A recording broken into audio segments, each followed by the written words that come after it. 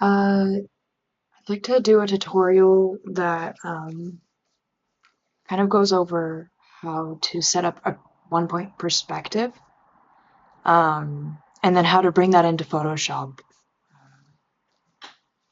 Yeah, so that's what this will be about. Great. So here, I'd like to just start by talking about kind of giving a vision of what one could do with one-point perspectives and like an architectural proposal. And so a very, like, at this point, kind of classic one-point perspective collaged uh, render method is kind of championed by Fala Atelier, where um, they kind of take the no shadow to an extreme, and they're really just dealing with textures and cutout paintings and rarely even any photographs except for of materials, but often they're kind of creating these worlds that seem sort of fantastical. But when you look at the architecture they produce, it actually matches this world very closely. For example, this project ended up having a marble floor and blue doors over these cabinets, and often they'll photograph, kind of trying to show how closely they're matching their kind of fantastical renderings, which is really lovely. Here's another person named Claudia Radlinska, and she has a really nice Instagram where she's posting this type of work all the time. But again, she's deploying the one-point perspective for both an interior view with no shadow and an exterior view with minimal shadows. You can read some of the shadows in the corners here that kind of fill out the image. Something that's really nice here is she's layering photographs and paintings and renderings, and somehow it all kind of feels like it fits together, even though they're not necessarily sitting in the same world. There's something about the one-point perspective that really allows for a lot of suspension of belief, maybe because it's not a way that we actually see with our eyes. I like to use or deploy the one-point perspective and a collage rendering format pretty often in my projects, especially in undergrad. And so here's a few examples where both of these were group projects that I did with my colleagues in undergrad. But here you can see painted people, painted backgrounds, in addition to a bitmap overlay, a rendered underlay that has like a metal texture, but shadow doesn't feature prominently at all in this rendering. It's only shade. Whereas in this rendering, there are shadows and light spots that are overlaid with textures.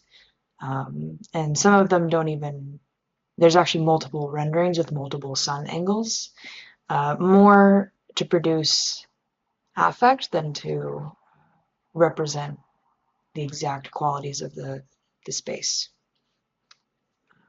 if it were to be built.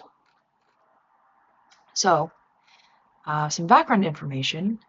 We're talking about one-point perspectives.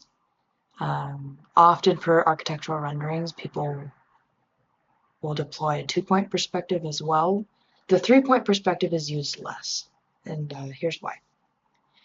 In a two-point perspective rendering, there are two vanishing points, and you don't have a third vanishing point that kind of pulls all of the verticals out of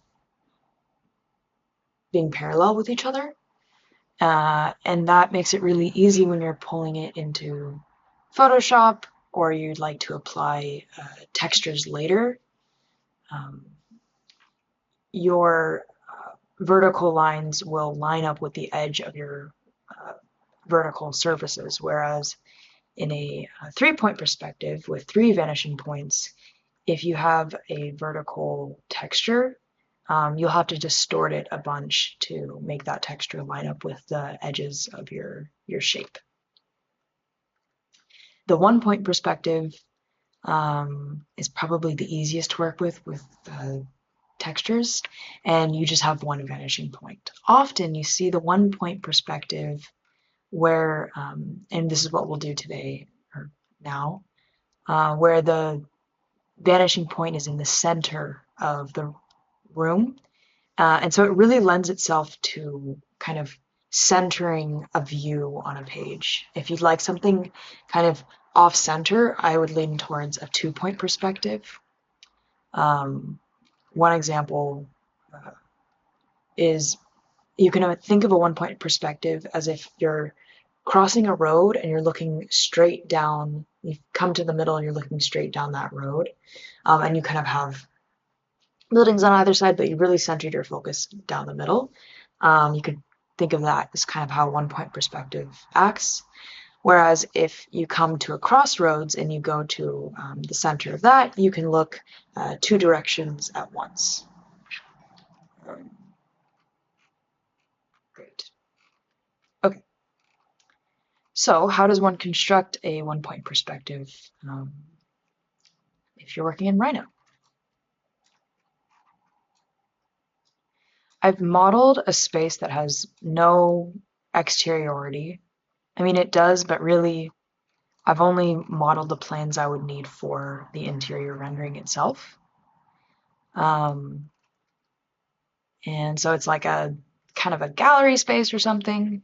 And I have this red line here, which I will use. To construct a 1-point perspective, the way I do that is I draw a line, like this line, down the center of the view that I want to take, and then I raise it up to eye level. And so I say eye level is 5'5". If someone's sitting, it could be 3 foot. If they're a child, it could be, I don't know, like depending on whose view you would like to reproduce, you can change the height. Sometimes you don't want to reproduce the human eye. You'd like to just say that there's something hovering, seeing this view. And sometimes if you want to center an exterior view, you would just raise this line up as high as maybe the center of your exterior, for example. But for here, I'd like it to be at a relative standing typical person's height, 5'5". So to produce this, I would draw a line. First, I would draw a line so that I could get something centered. And then I'll draw a line perpendicular from there out. And I'll just move it around a little bit. And then now that I have this line, I move it up 5'5". And you can see that it's in line with the line I've produced. The next thing to do is, without selecting anything, in your properties panel, denoted by this rainbow ring, I'm going to set the target, which is where my camera is looking. Well, first, instead of being in perspective, I move myself to 2-point perspective. Nice. I'm going to change my lens length to, let's say, 30. And I usually keep lens length between 22 millimeters and maybe 32 millimeters. That does a good job of kind of approximating human vision. And so when you set up views with this lens length, it feels more natural than if you were to do something like 50 or 3. So lens length at 30, and then I'm going to place the target, which is where my camera is looking, and then I'll place the camera itself. And it directly lines up with that line, and so it pulls all of the gaze of this view to the center, and this creates a 1-point perspective. In my named views, I would create a new view. And now I have this view saved. for whatever I'd like to use it for. Great. I'm going to go to this view because I have some things associated with it. The next thing is I do want shadows for this, or I want the option to have shadows for this rendering. And so I like to use the ray traced mode just to read what's going on with my shadows, because I've got some skylights.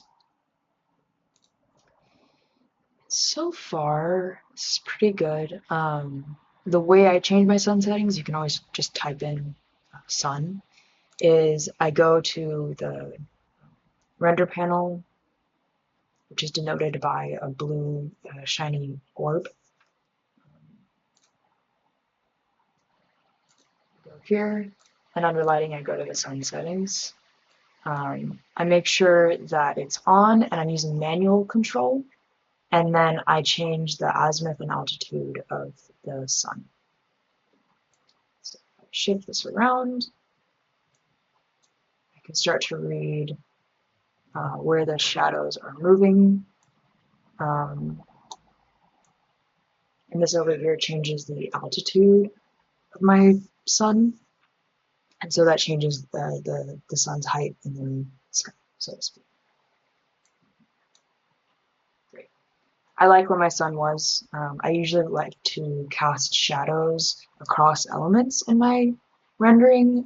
So I try to use the sun as a tool to describe the geometry in the rendering. Otherwise, I wouldn't use shadows for these. So if you can see, I have a shadow that cascades down the wall and jogs at this seating area and then finds itself at the ground. And another shadow is interrupted by one of these pedestals. Great. That's set up how I want it to be set up. And the next thing is I have my current renderer set to Vray for Rhino. So I'm going to just open Vray's asset editor. And here, I'm really only using Vray to get shade and shadow, and then masking or a few output layers, like I think I use object ID and Z depth, and then the RGB color, which is just the automatic output you'd get from Vray. So object ID, the way you get there is with these 3 stacks of paper, which is the render elements. I right click, and you can just select like render ID, for example, and it'll automatically go down here. Okay.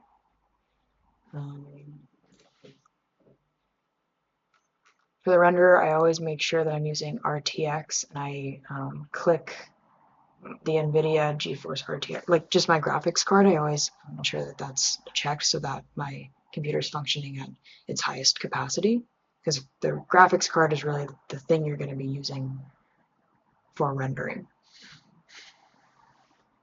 For this, the medium quality is fine for me, and I often play with exposure value a little bit, but really I'm just looking for the render elements. Press play.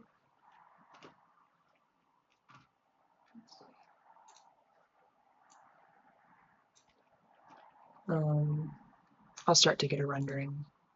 And if I go over to the render ID, you can see that each object is getting a different color fill. And this will help me to create masking layers in Photoshop. Z depth just kind of reads the depth, so white is closest to me and black is furthest away. Back here. Great. To save this, I would say File, save all image channels to separate files, and then I would find a location in my file structure that I'd like those to be.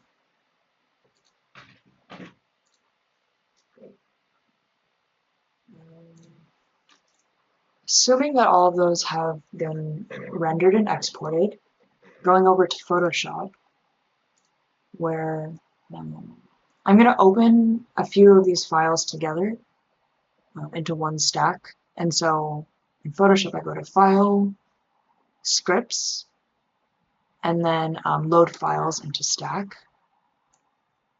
And I get this pop-up panel that allows me to find the files I want to bring into one stack. So like this one, and let's just bring in the normals just in case. Okay, that looks good. Then you can just press OK.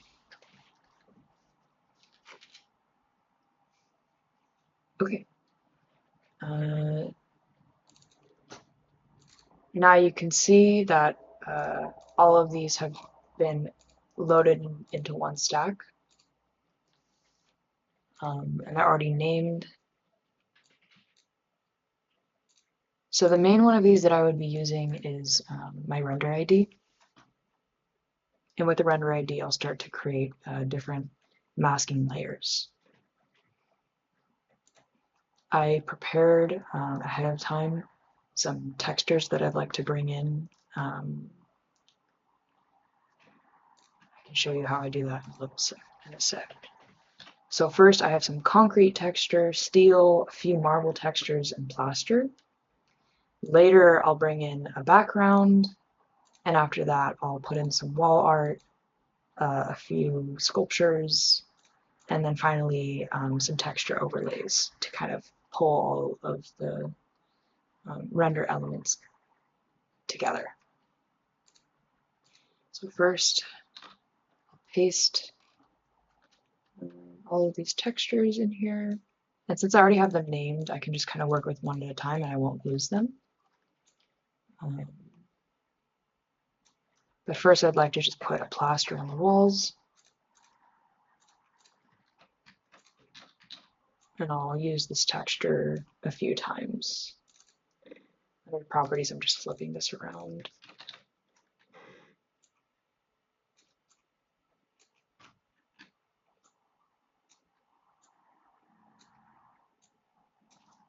Great, that should be my ceiling and my two walls.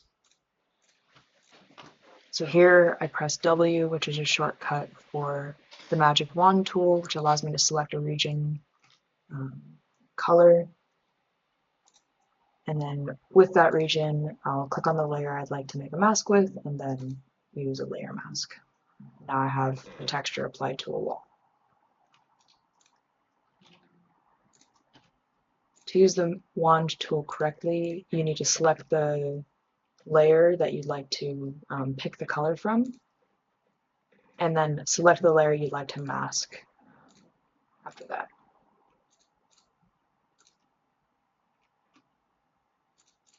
Let's do one more. I'm going to right click to delete this layer mask. W to select the wall.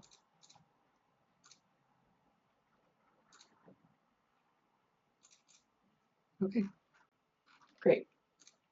So this is what I've got so far, just a few walls.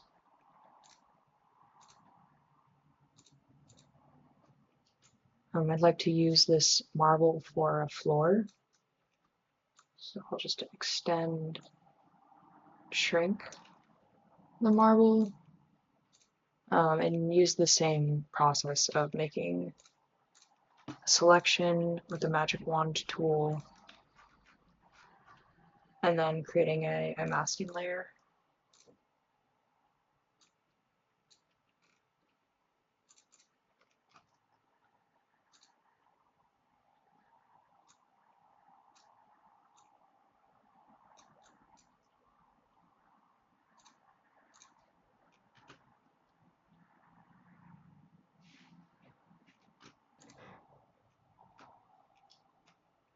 Okay, I just added all of the textures here now for the backdrop, which is walls, ceilings, and floors. And I'm going to group these together and just say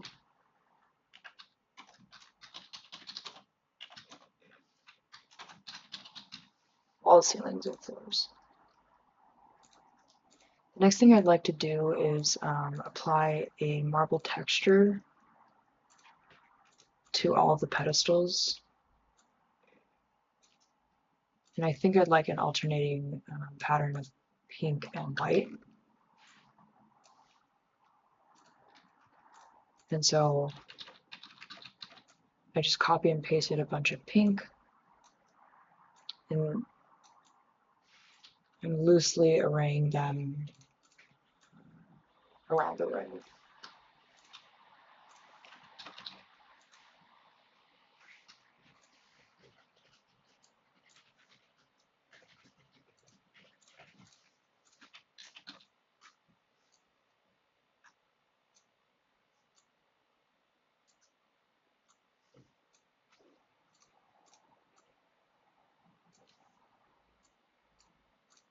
Pink is placed, and I'll just group these together and say pink marble. And I have this whitish marble as well.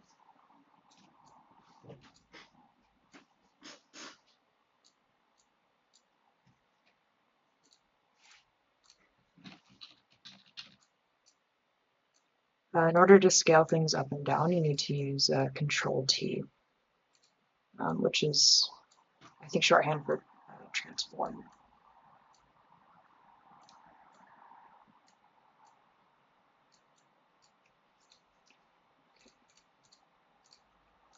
Turn off the pink for a sec. Just select all of the layers, or all of the pedestal colors that I'd like to be pink.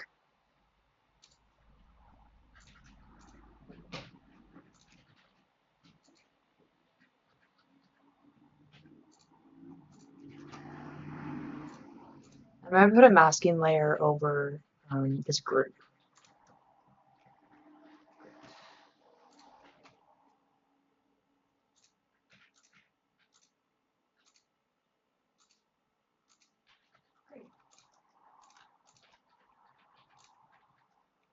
Group of these as well, and I'll do the same thing and make a masking layer for the group. You need to hold Shift down to add more to your selection.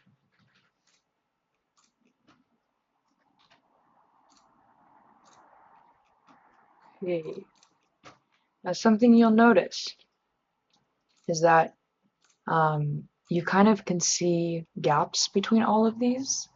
And since I have a pretty neutral color palette, what I will do and typically do is I add a texture that's similar to the color behind everything, and I add it underneath the whole page of textures. And that kind of just seals up any of the gaps.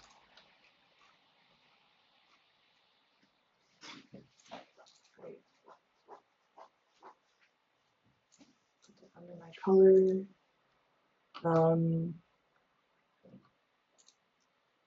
This last thing is I'll use a Corten steel for both of the skylights.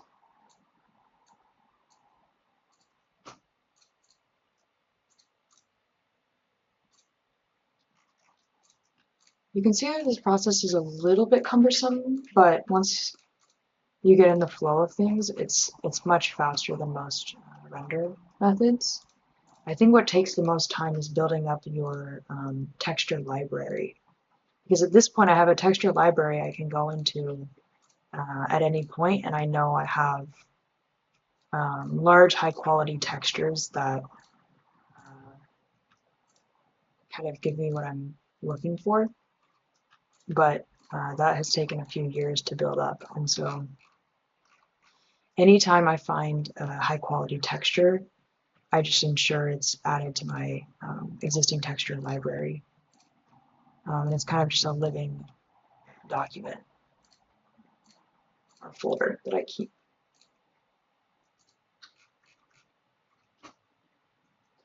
One more time,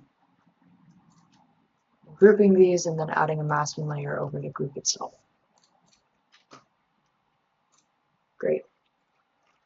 So you can see that this is kind of an imbalanced space. Typically, I'd like, if something's really dark up top, I would do the same at the bottom. Some of the edges are a little bit fuzzy. And so to take care of the fuzziness, if I click on the masking layer itself, I usually feather some of the layers about 1 pixel. And that kind of, let's see, I'll move the steel until it's below the ceiling texture. And the other thing I'll do is with this layer I have, I'll use the command multiply and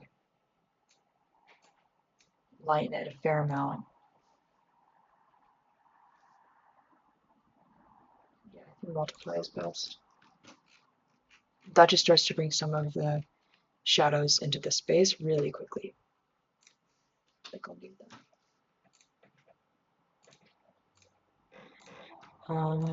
I've decided I want a bit of entourage in the space, and so I'll copy over this group I've already created of busts. But the way I get that is I download an image of a bust and then I open it in Photoshop, and with the magic wand tool, if I select subject, pretty good. I do this for people and paintings as well. It's pretty good at selecting the subject I want. And if it didn't get everything, I can always use the polygon lasso tool with shift and just add a few pixels to the region. But I'll just copy that and then paste it. Okay. I'm also going to lock some of these layers so they don't get shifted around.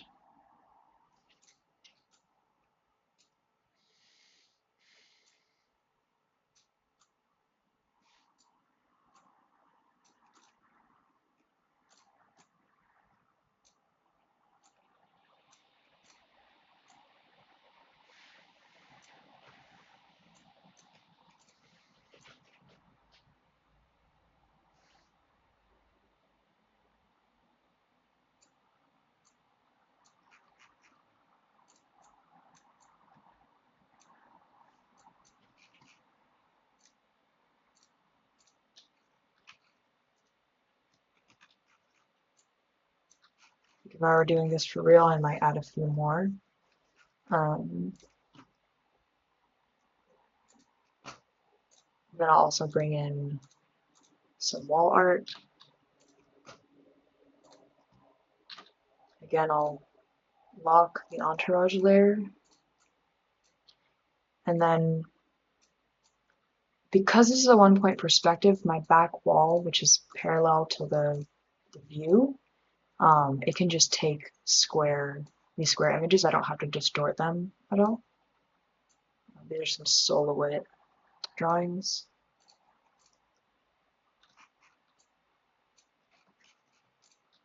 And let's do one on either side.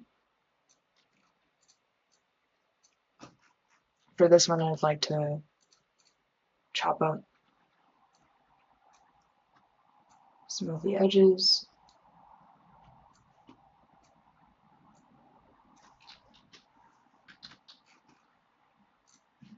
And here I'll distort this by using the perspective tool. So under edit in the top panel, transform, I can use perspective, and that allows me to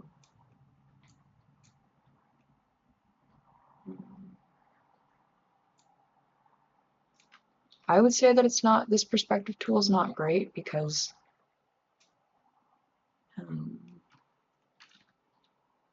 it's okay. And then I'll just shift and kind of manually change some of the perspective.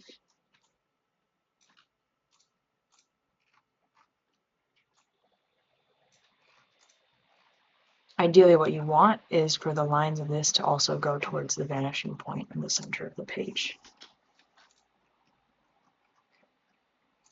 Last thing is let's bring in a background and then texture. So I've chosen painting by Dixon Maynard. This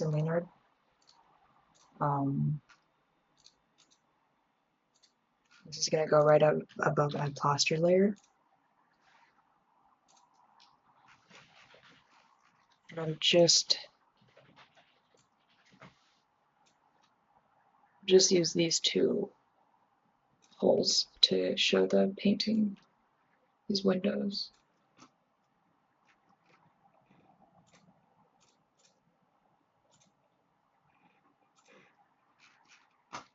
Far too large. I'll click the painting and scale it until it starts to show kind of what I want to see.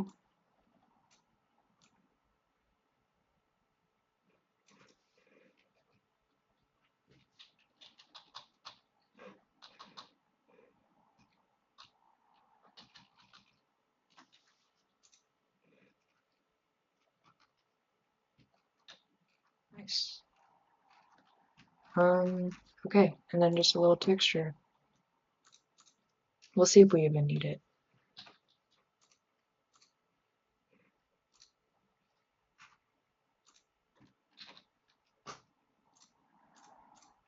So this is just I would, if I were looking online for this, I would type in something like grunge layer. And that just makes it look like there's maybe some dust in the air.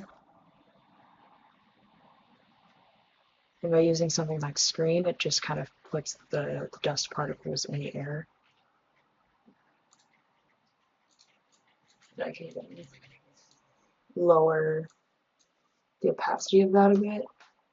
Maybe I'll flip it around.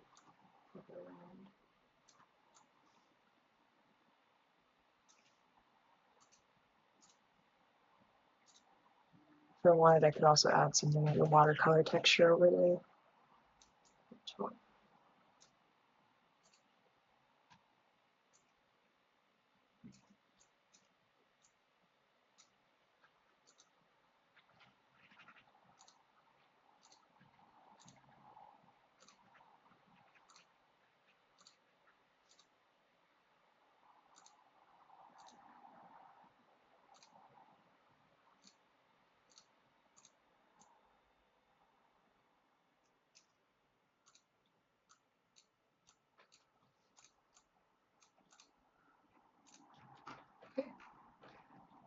There we go.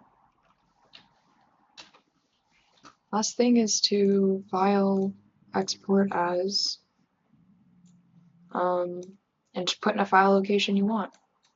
I do highest quality. I'll save it to my desktop.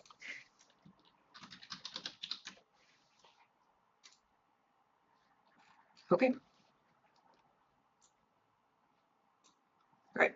That was a long one, but that's the tutorial.